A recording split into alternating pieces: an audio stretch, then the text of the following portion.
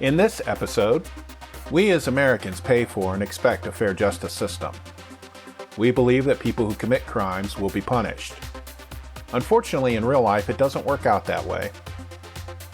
You could be shot and killed for simply being black and poor. Or, if you're an elected official, you could still be booked on political talk shows even after trying to undermine our democracy or get indicted for bribery.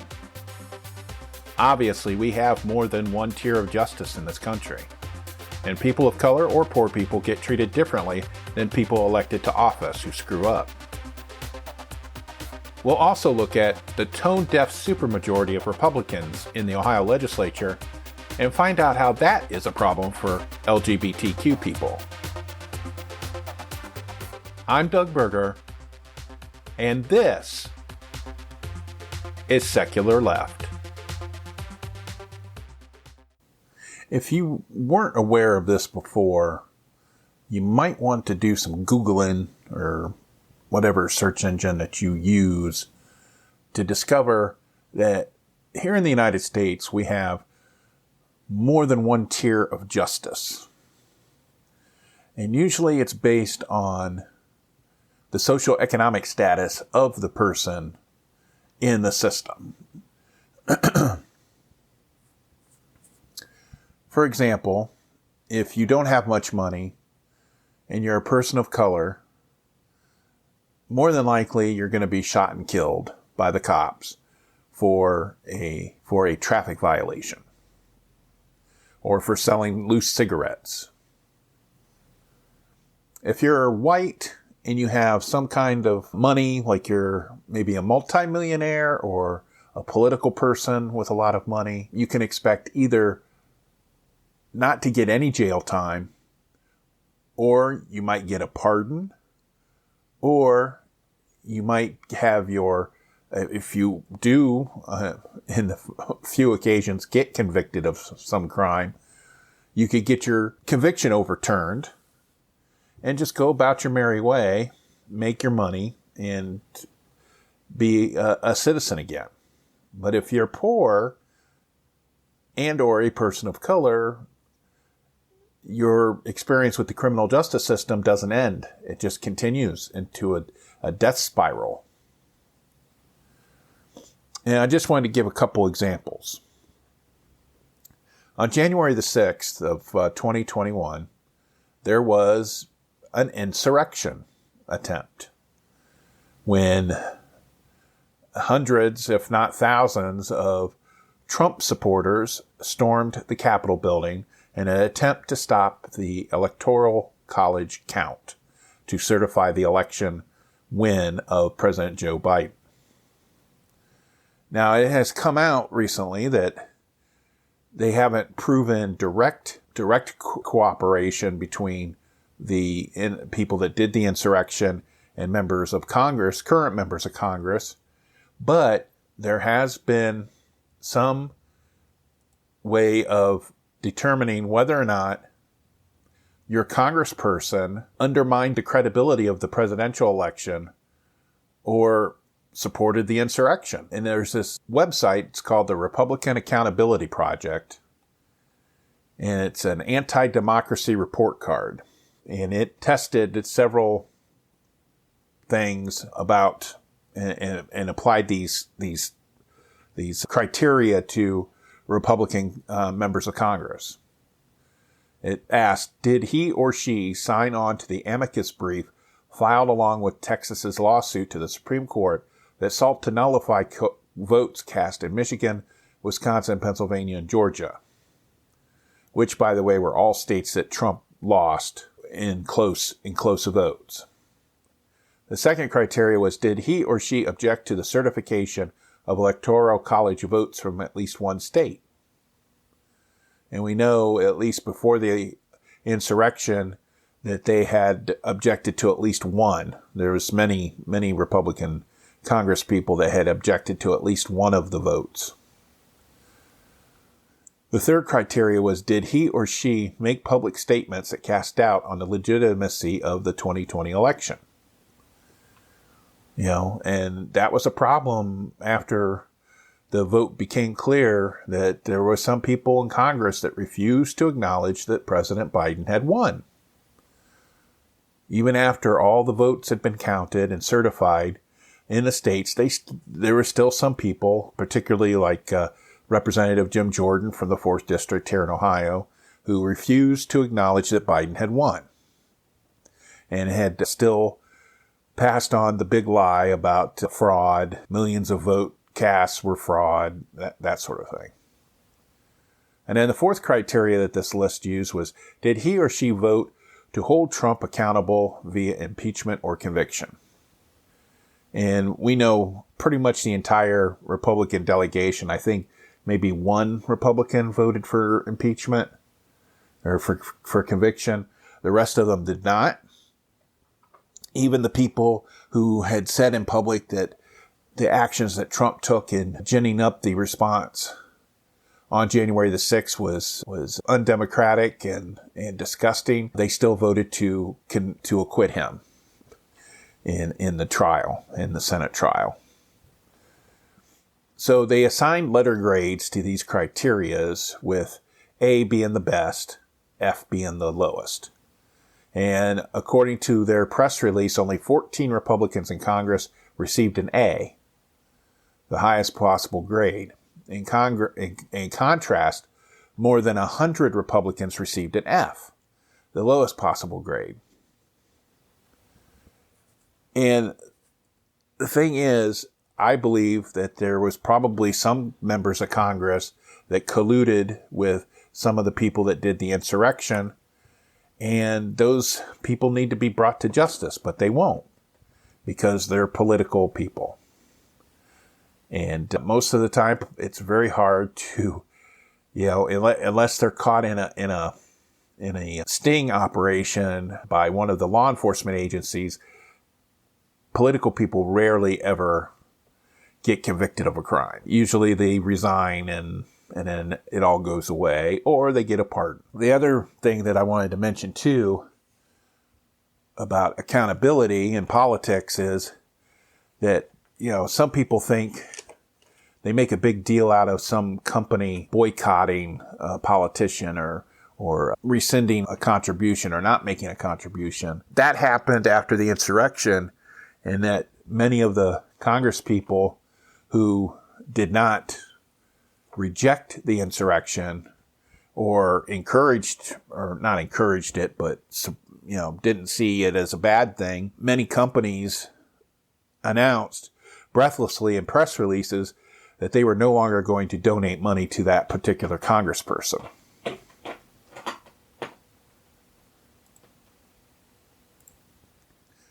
And while there was some companies that did withhold contributions, pretty much the ones that did withhold them started them back up within a month or two after the events of January 6th.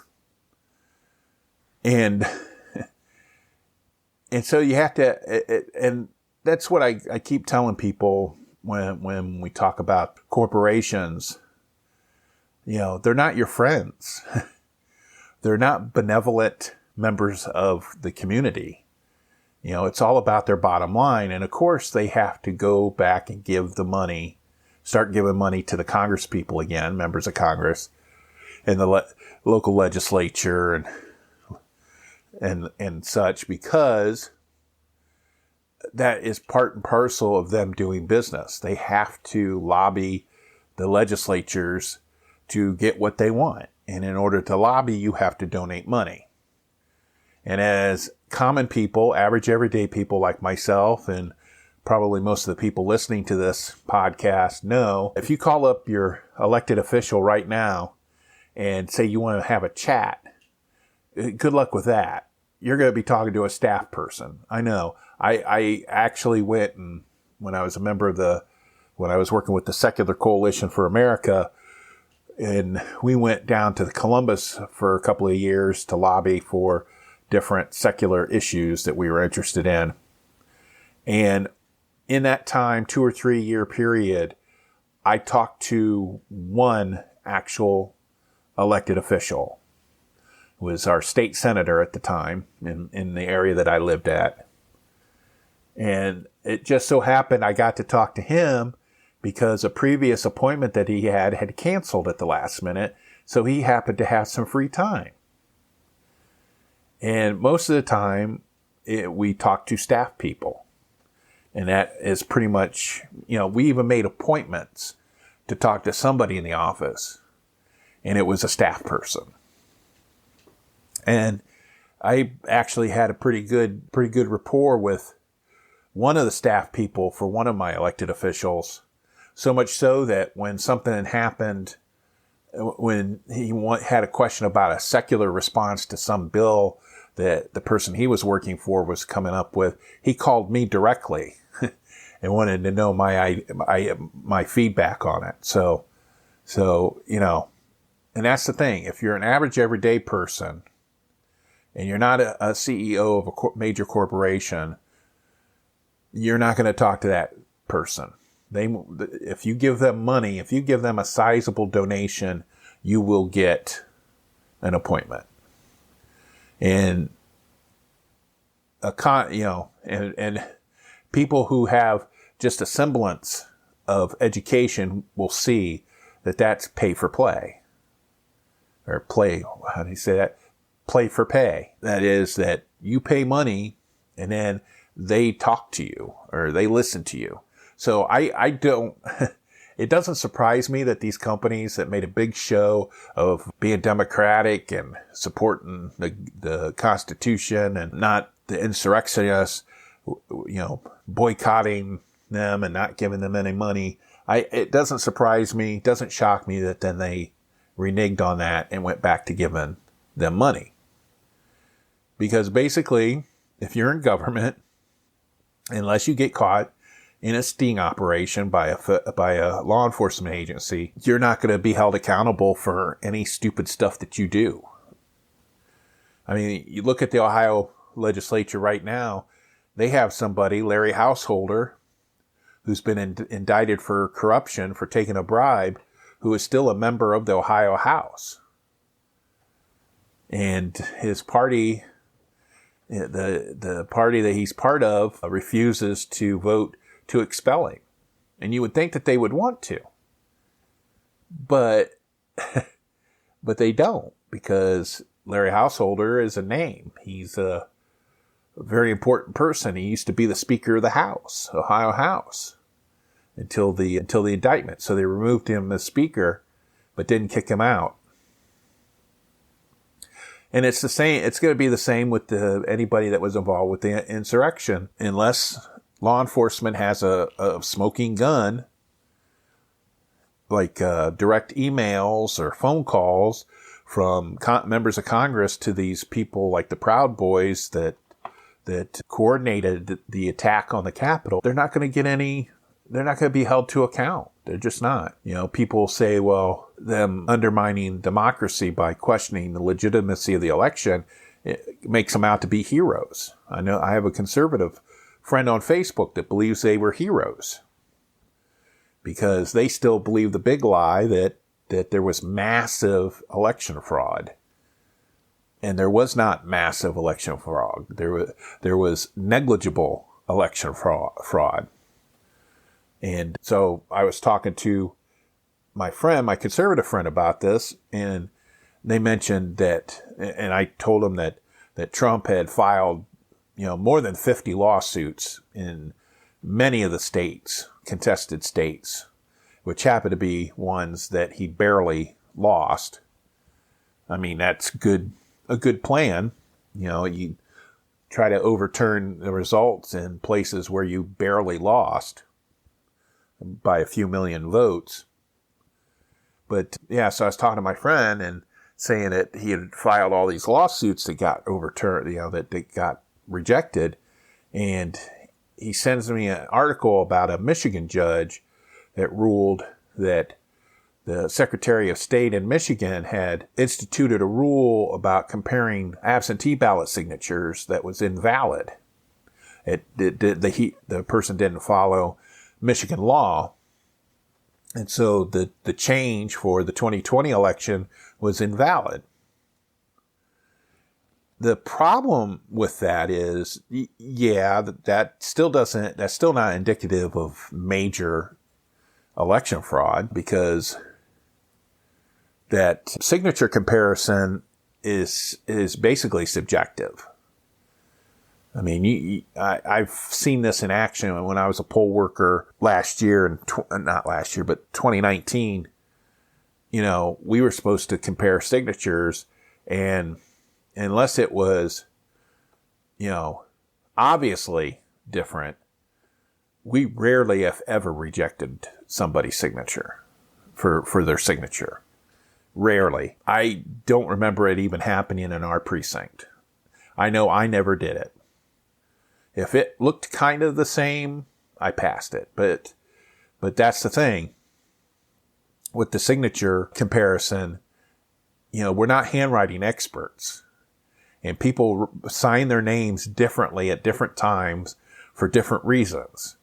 And so you're never going to have a complete copy of a signature that's going to match completely 100%.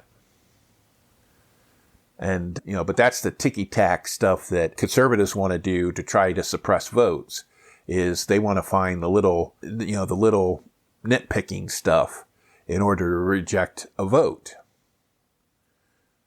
So my friend posted that article about the Michigan judge, and I'll probably throw that up in the show notes so you can take a look at it. But if you read the article, yes, it was a county clerk in Michigan that had filed a lawsuit and was joined by the Michigan Republican Party. And the clerk said that this was this change right before the election was invalid. The judge agreed. It was a state judge, a county judge, agreed. But what happened was the county clerk failed to claim that they were forced to accept any invalid ballots. And so while they won on the merits of the case, it didn't change the results. And I looked to see if it was going to change the results. And this was par for the course. There was one or two minor cases that the former President Trump won in Pennsylvania or somewhere else. Out of the 60 or so lawsuits that he had filed, he won one or two of them. And it was a negligible win, because it only affected a few thousand votes and didn't affect the outcome. When you lose by a few million votes, you have to show a fraud that would affect more than a few million votes. And they never could do it because it didn't exist. So anyway, so that's the big lie, that there was massive election fraud in November. And many members of Congress are still supporting that big lie. And that's it. I just believe it's anti-democratic. Once the votes were certified and the Electoral College ruled, that's it. You could say, oh, well, my guy didn't win. Oh, well, we'll get him next time, slugger. I wouldn't go around saying, well, there was massive election fraud, or I don't believe that Biden is president. He's not the real president. Or there's even some Christian nationalists that are going around saying that God will correct the situation and install Trump back into the White House. It was supposed to be this month. I think it was supposed to be in March. Then they said, oh no, it's going to be in April. Now I think they're going to say it's going to happen in May. That God's going to come down from heaven and correct everything, which that is a joke and a half. But the thing is, these companies that said that they were not going to donate money to Congress people that supported the insurrection and the undermining of the election, and then they went back and started doing it again. Again, that's how corporations work. It's about what's good for their bottom line. And it's not about some kind of ethical accountability that they that they strive for. You know, a lot of times these donations come out of their advertising budget. At least for community projects, it does. So that's what I'm worried about. That's what I'm worried about right now, is that nobody's going to, the only people that are going to be held accountable for the insurrection are going to be the people that actually participated in it. And there's been several hundred arrests already. And they should be held accountable. You know, if conservatives say that Black Lives Matter people should be arrested for rioting, then so should white people for Trump that rioted for Trump. They should be arrested and prosecuted under the full extent of the law. You know, that's only fair, but, you know, the justice system in the United States isn't fair. And that's just something to watch out for. For more information about any of the topics covered in this episode, check out our show notes at www.secularleft.us.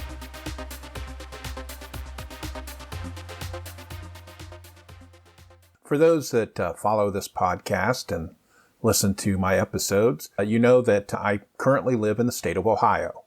And our Ohio legislature is dominated by Republicans. They have a supermajority, which means anything that they want to pass, they pass. Anything they want to block, they block.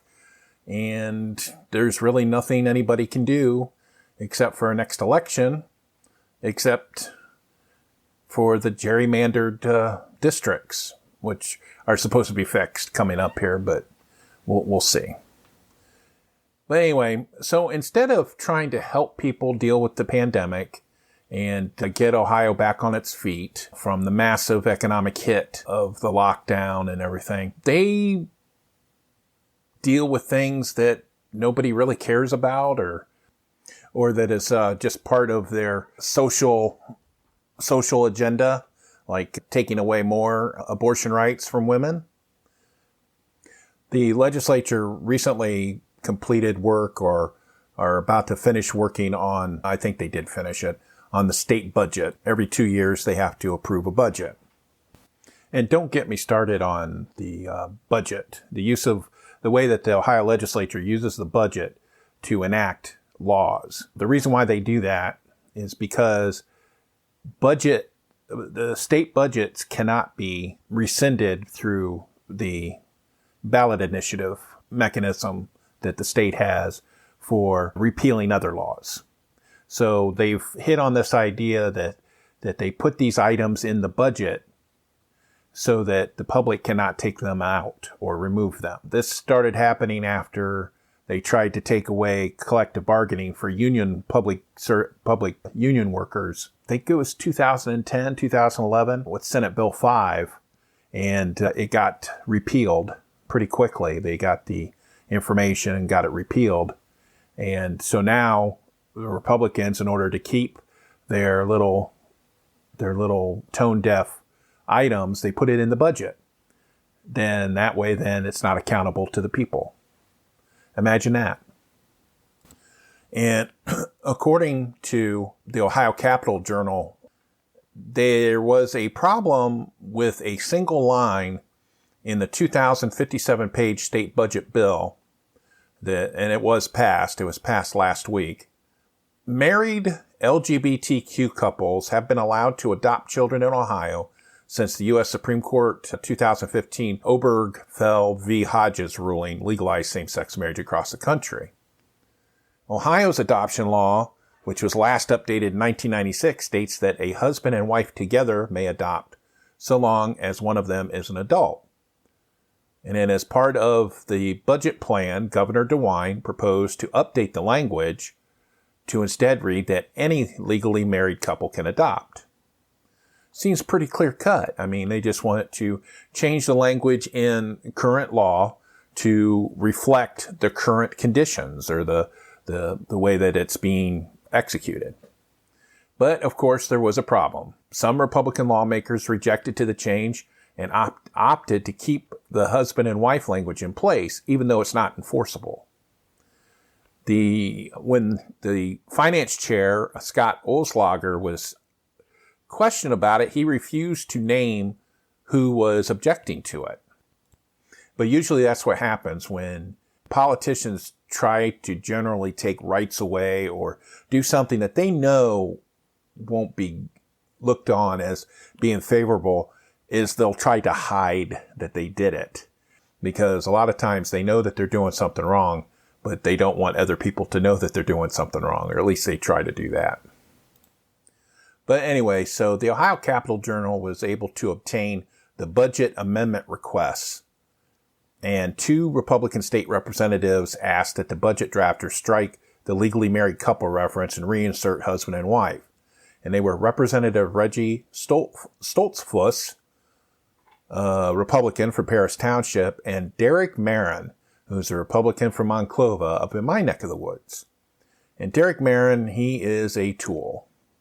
I'll just say that right now. He is the worst of the conservative Republicans. He's just the worst. Knowing that he's supporting keeping language that can't be enforced just because he's playing up to some conservative religious people in his district is just par for the course. And as the ACLU of Ohio said, to uphold husband and wife language in the budget plan is not only inaccurate, it's also antiquated and exclusionary. The other thing, too, about this is that Equality Ohio, which is a civil rights group here, has been trying to get the Ohio Fairness Act passed. And it would prohibit discrimination on the basis of sexual orientation or gender identity. And it's been, in the report that I'm reading, they've been trying to do it for 2 decades now. It has bipartisan support, and it also has the support of major employers in the state because it's good for business if you have inclusive laws, and it still won't pass. I know I've personally written testimony for this bill at least 3 times in the last 3 years. Every time it gets introduced, they ask me to write it again. First of all, I did it as chair of the Ohio Secular Coalition, and then again as president of the Secular Humanists of Western Lake Erie. And it's a good bill. It needs to pass. And again, we have a bunch of people in the legislature in Columbus who are tone deaf to what the actual people in Ohio want. And protection for LGBT people has been polling perfectly in the state that a majority of people want it.